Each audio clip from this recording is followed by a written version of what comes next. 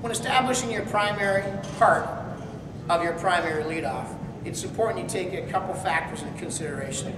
Number one, you need to try and create the same consistent footwork pattern every time. Number two, you need to know your primary distance off the base with that consistent footwork. Number three, you need to avoid hopping into the primary part of your primary lead. And number four, you need to eliminate excessive variables that will interfere with establishing the primary movement patterns into the primary part of the leadoff.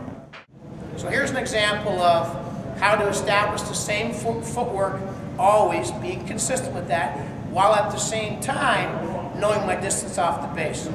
Pretty simple. While I'm looking at the picture, my toes are at second base, I would simply go right, left, pivot, and I've established a two-step movement plus a pivot, and I know my distance off the base.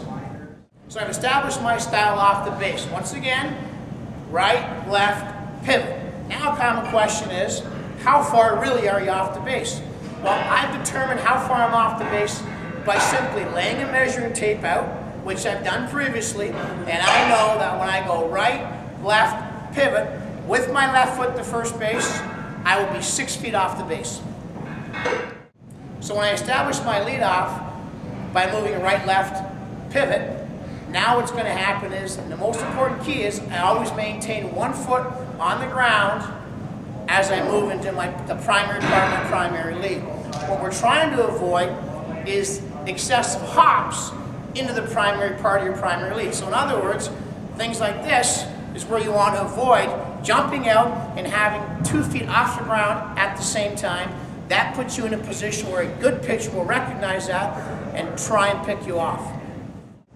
An overlooked area of the primary portion of the primary leadoff is the number of steps players take to establish the primary part of the primary leadoff. For example, if I start my left foot on the base while I'm looking at the pitcher, and I go right for 1, together for 2, right for 3, together for 4, right for 5, together for 6, then I extend out one more time. It's really a 7-foot or a 7-step movement pattern versus simply starting with your right foot, right, left, pivot into your primary part of your primary leadoff. You've eliminated variables in as many as 5 variable steps.